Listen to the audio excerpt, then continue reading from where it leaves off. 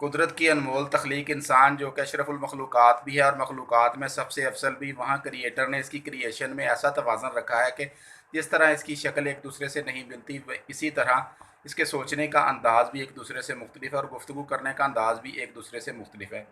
ہوتا اکثر یوں ہے کہ ہم جس سوسائٹی یا معاشرے میں رہتے ہیں وہاں پر کچھ کریٹکس لوگ اس طرح کے ہوتے ہیں جو کہ ہماری گفتگو کے پوائنٹس کو نوٹ کرتے رہتے ہیں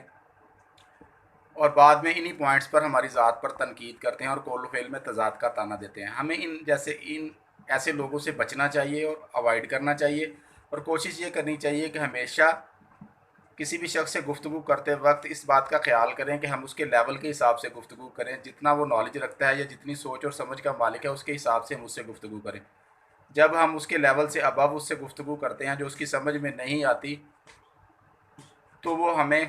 نہیں سمجھ پاتا یا ہماری گفتگو کو نہیں سمجھ پاتا۔ ہمیشہ ہمیں اس بات کا خیال کرنا چاہیے کہ ہم کسی بھی شخص سے گفتگو کرتے وقت اس کی لیول اور سوچ کے حساب سے گفتگو کریں۔ دوسرا، اکثر یہ ہوتا ہے کہ ایک شخص کی کسی شخص کی لوگوں نے اپنے ذہن میں ایک امیج سیٹ کی ہوتی ہے کہ یار یہ بندہ بہت زیادہ نالج رکھنے والا ہے اور بہت علمی گفتگو کرے گا، اور جب تک وہ خاموش رہتا ہے تو اس کا بھرم برقرار رہتا ہے، اور جب وہ بولتا ہے تو لوگوں کا وہ امیج ختم ہو جاتا ہے،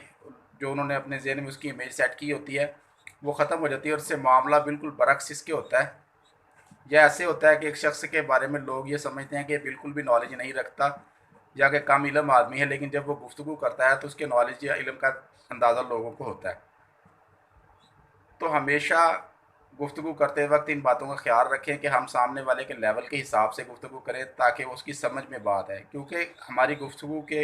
کا بہت گہرا اثر ہماری پرسنالٹی یا ہماری شخصیت پر ہوتا ہے۔